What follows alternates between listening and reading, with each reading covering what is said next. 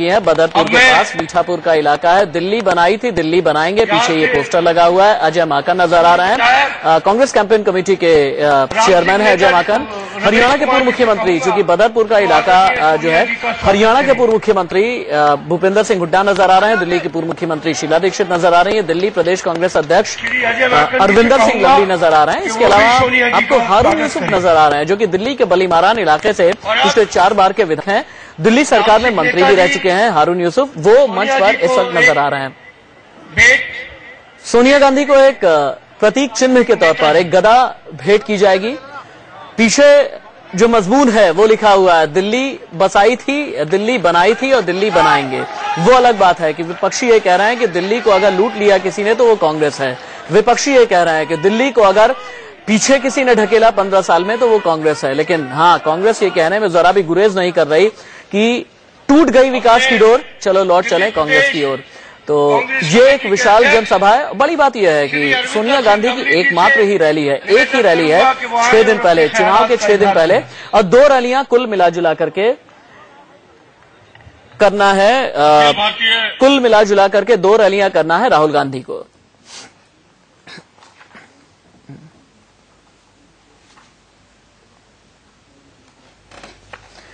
रैलियों का रविवार है और रैलियों के रविवार में ये खास कवरेज हमारी जारी है। एक बड़ा पैनल हमारे साथ में जुड़ चुका है। एनके सिंह अब से थोड़ी देर के बाद हमारे साथ में जुड़ेंगे। अनुज गुप्ता वरिष्ठ पत्रकार हमारे साथ मौजूद हैं। अश्विनी उपाध्याय जो कि स्पोक्स पर्सन है दिल्ली बीजेपी के। मुकेश नायक कांग्रेस के प्रवक्ता भी हैं, एमएलए भी हैं। मुकेश नायक हमारे साथ भोपाल से लाइव जुड़े होंगे। रीना गुप्ता आम आदमी पार्टी के स्पोक्स पर्सन मेरे साथ में अब से थोड़ी देर के बाद जुड़ेंगी। अश्विनी उपाध्याय जी, इन तस्वीरों को देख करके क्या समझ में आ रहा है? आज ही नरेंद्र मोदी की भी द्वारका में रैली है, आज ही सोनिया जी की भी रैली है। सोनिया बनाम मोदी होगा क्या? नहीं, एक्चुअली इसको मैं दिल्ली के हिसाब से आपको बताऊं, दिल्ली की जनता के हिसाब से 3 पार्टियां लड़ रही हैं, कांग्रेस, आम आदमी पार्टी और भारतीय जनता पार्टी। दोनों को दिल्ली की जनता ने पिछले 15 साल में देख लिया है।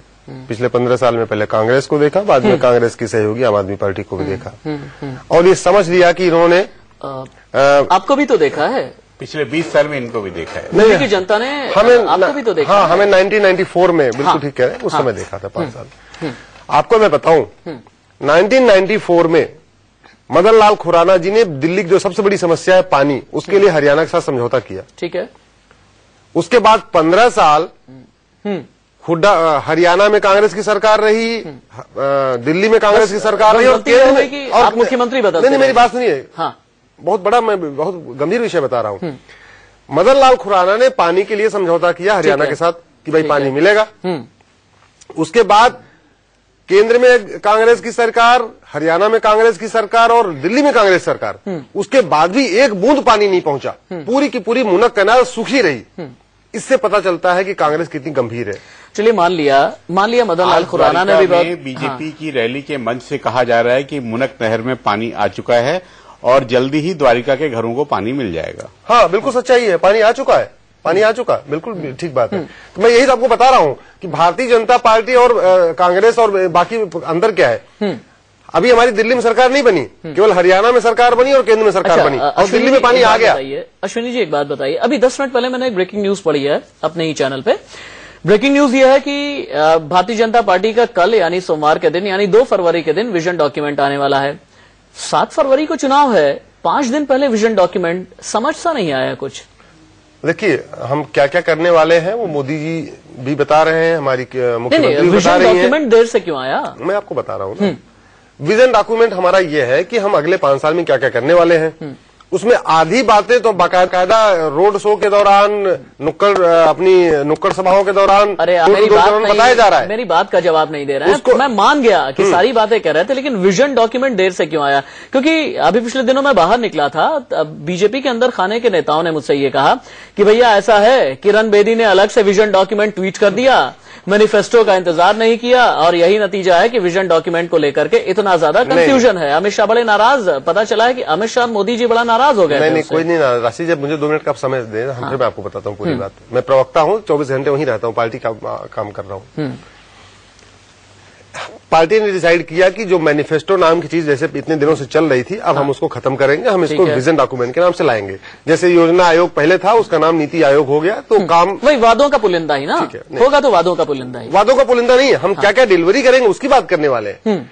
उसमें कैसे मोदी जी ने अहमदाबाद में साबरमती को बिल्कुल साफ सुथरा बना दिया, वैसे हम दिल्ली में यमुना को साफ सुथरा बना देंगे। ठीक है। दिल्ली में कैसे 100% लिटरेसी, आप ये देखो कि केरला का लिटरेसी रेट दिल्ली से ज्यादा है, जबकि दिल्ली देश की राजधानी है। कैसे दिल्ली में 100% लिटरेसी रेट लाया जाए, इस पे हमने काम किया है। दिल्ली को कैसे जाम मुक्त बनाया जाए, वो हमने पूरा प्लान किया हुआ है। अश्विनी जी माफ कीजिएगा, मेरे सवाल का जवाब आप नहीं दे रहे हैं कि देर आखिरकार विजन डॉक्यूमेंट में क्यों हुई। आता हूं आपके पास, एक बार मुकेश नायक जी को भी इस डिबेट में लेकर के आते हैं। मुकेश जी, दिल्ली का इतना बड़ा चुनाव, दिल्ली चुनाव के जरिए ये कहा जाता है कि दिल्ली के गलियारे से होकर के ही आगे के चश्मे से दिल्ली के ही चश्मे से अगले चुनाव तमाम देखे जाएंगे। इस साल के अंत में बिहार का चुनाव है, अगले साल पश्चिम बंगाल का चुनाव है, अगले साल तमिलनाडु का चुनाव है।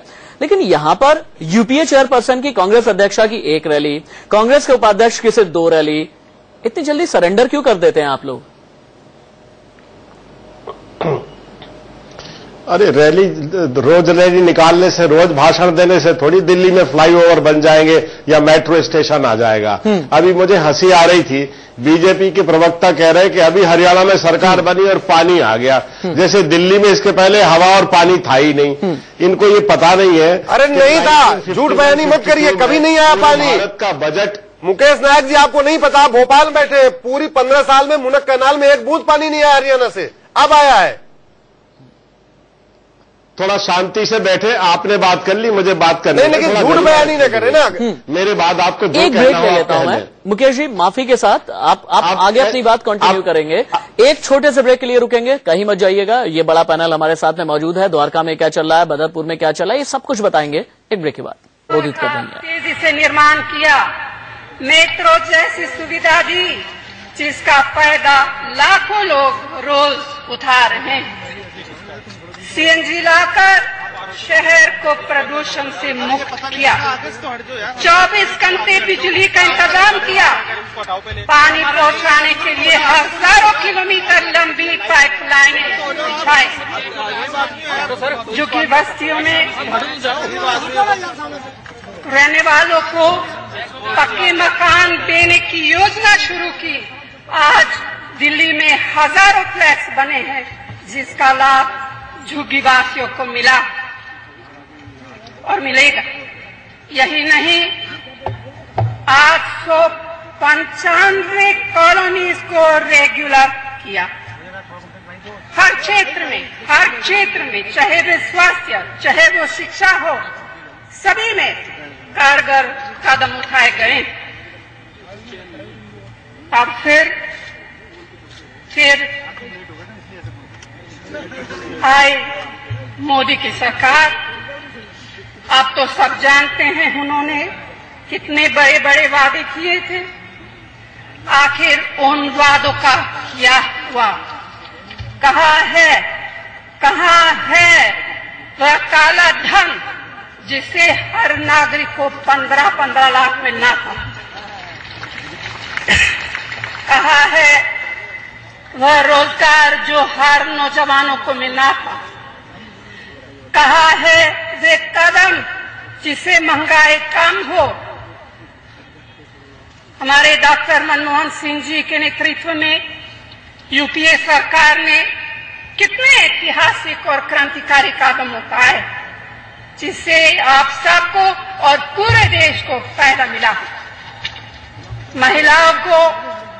महिलाओं के साथ होने वाली हिंसा और अपराध को रोकने के लिए कठोर कानून बनाया।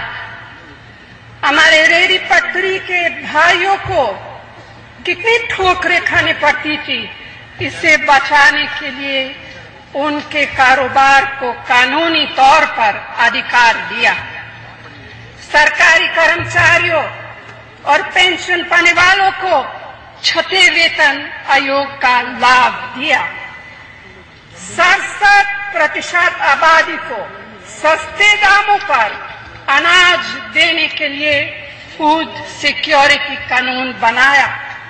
लेकिन लेकिन मोदी सरकार उस कानून में भी ऐसा बदलाव लाने का प्रयास कर रही है जिसे इसका फायदा 67% की जगह सिर्फ 40% लोगों को ही मिलेगा। किसानों की उपज का एमएसपी, आप किसान, हमारे किसान भाइयों को याद होगा, कांग्रेस ने बार बार एमएसपी को बढ़ाया, लेकिन जिन्होंने किसानों को सुनहरे सपने दिखाए थे, उसका क्या हुआ? आज उनकी उपज की सही कीमत मिलना तो दूर की बात है, तो खाद और बीज के लिए भी तरस रहे। भूमि अधिग्रहण कानून को हमने क्यों इस कानून को लगाया? हमने इसीलिए किया कि किसी की जमीन बिना मालिक की सहमति और सही मुआवजा के बिना ना ली जा सके। इसका सबसे ज्यादा फायदा हमारे किसान भाइयों को था। लेकिन मोदी सरकार ने क्या किया? ऑर्डिनेंस के जरिए किसी की भी जमीन कब्जा करने का रास्ता खोल दिया। हमने भ्रष्टाचार से लड़ने का आरटीआई जैसा एक मजबूत औजार आपको दिया था, लेकिन भ्रष्टाचार मुक्त भारत का नारा देने वाली मोदी सरकार ने आरटीआई के सेंट्रल इंफॉर्मेशन कमिश्नर का पद खाली रखकर भ्रष्टाचारियों को खुली छूट दे रखी। ऐसी न जाने कितनी मिसालें हैं जो कांग्रेस ने समाज के सभी वर्गों, खासतौर से कमजोर वर्गों के लिए कदम उठाए थे। लेकिन आज मोदी सरकार उन कानूनों और उन योजनाओं को कमजोर करके लोगों के अधिकारों को छीन रही। यही है इनके अच्छे दिनों के खोखले वादों की असलियत। अगर भाजपा को आपने दिल्ली में भी मौका दे दिया तो यह आपका क्या हाल करेंगे, इसके बारे में आपको अच्छी तरह से सोचना है। इसीलिए आपको सोच समझकर फैसला करना है। लंबी चौड़ी बातें, खोखले वादे करने जैसे काम भाजपा और आम आदमी पार्टी की कर सकती है। उनका लक्ष्य सिर्फ एक ही है और यह लक्ष्य कांग्रेस का विरोध करके किसी भी तरह सत्ता में आने का है। मैं पूछती हूं धरना वाली पार्टी से, क्या भ्रष्टाचार से लड़ने के कदम नहीं उठाने चाहिए थे? क्या बिजली और पानी मुफ्त देने की योजना लागू नहीं करनी चाहिए थी? क्या महंगाई को कम करने के कदम नहीं उठाने चाहिए थे? ये सब उनके वादे ही तो थे। इसीलिए दिखावे की राजनीति करने वालों से सतर्क रहना की जरूरत है। तो भाइयों और बहनों, एक और बात मैं आपसे करना चाहती हूं। आज दुनिया में हम जिस मुकाम पर है, सदियों पुरानी उस गंगा जमुनी तहजीब की वजह से है जो हमने अपनी मिली जुली संस्कृति से विरासत में पाई। लेकिन कुछ शक्तियां हैं जो सत्ता में आने ही त्रिलोकपुरी, दिलशाद गार्डन और विकासपुरी जैसे घटनाओं को अंजाम देने में लग जाती है। अगर लोकतंत्र की बुनियादी भावना को सुरक्षित रखना है तो इस चुनाव में ऐसी ताकतों को शिकस्त देनी होगी जो वोट की राजनीति के लिए फसाद कराने और समाज में नफरत फैलाने तक से परहेज नहीं करती। भाइयों और बहनों, देश नारों से नहीं चलता। देश का निर्माण तो भावना से होता है, लगन से होता है, संघर्ष और समर्पण से होता है। यह सब कांग्रेस के विरोधी दलों में नहीं है, यह सब सिर्फ कांग्रेस पार्टी में है। एक में तो प्रचारक है जो सिर्फ प्रचार ही करते रहते हैं, और दूसरे में सिर्फ धरनेबाज है जो धरने ही देते रहते हैं। दिल्ली को विकास चाहिए, आपसी सद्भाव चाहिए, सुशासन चाहिए, दिखावा और झूठे वादे नहीं। इसीलिए मेरा आपसे निवेदन है कि दिल्ली में प्रगति और विकास का पुराना माहौल वापस लाने के लिए चुनाव के दिन अपना एक एक वोट कांग्रेस को देकर हमारे सभी उम्मीदवारों को भारी मतों से जिताएं और दिल्ली को खोखले वादे करने वालों से बचाएं। अंत में इन्हीं शब्दों के साथ इस सभा में आने के लिए आप सबको एक बार फिर से दिल से बहुत बहुत धन्यवाद। जय हिंद। और आप मेरे साथ जोर से बोलिए जय हिंद, और जोर से जय हिंद, जय हिंद। धन्यवाद। चलिए, तो कांग्रेस अध्यक्षा सोनिया गांधी को सुन रहे थे आप। सोनिया गांधी ने यह कहा कि हमने दिल्ली को सीएनजी दी, हमने दिल्ली को 24 घंटे बिजली दी, हमने पानी के लिए पाइपलाइन बिछाई, दिल्ली में हजारों फ्लैट्स दिए, 895 कॉलोनीज रेगुलराइज कर दी। ये सब कहना था सोनिया गांधी का। रीना गुप्ता स्पोक्स पर्सन है आपकी, हमारे साथ में जुड़ चुकी है। मुकेश नायक लगातार हमारे साथ, कांग्रेस प्रवक्ता मौजूद है, बीजेपी के प्रवक्ता अश्विनी उपाध्याय, वरिष्ठ पत्रकार अनुज गुप्ता। आप सभी के साथ बातचीत आगे बढ़ती रहेगी। अश्विनी जी, सोनिया गांधी ने एक बड़ी तंज कसने वाली एक बात कही। उन्होंने कहा दिल्ली में दो ही पार्टियां हैं हमारे अलावा, एक जो है प्रचारबाज है और दूसरी धरनेबाज है। आपका एक्सपीरियंस तो दोनों के साथ ही है। नहीं, उन्होंने मोदी जी के ऊपर व्यक्तिगत हमला किया है। उन्होंने बोला है प्रचारक है। सोनिया गांधी जी और कांग्रेस को हम बताना चाहेंगे कि प्रचारक बनने के लिए बहुत बड़ी कुर्बानी देनी पड़ती है। प्रचारक बनने के लिए आजीवन शपथ लेनी पड़ती है कि हम शादी नहीं करेंगे और हम अपना पूरा जीवन आपको देश को देंगे। संघ में जो प्रचारक तैयार करते हैं, बहुत बड़े उसमें तपस्या होती है। वो सामान्य तपस्या नहीं होती प्रचारक बनने के लिए। शायद पता नहीं है कि आप घर परिवार छोड़ते हैं, आजीवन आप देश के लिए देश की सेवा में लग जाते हैं। ये बहुत बड़ा अपमान है।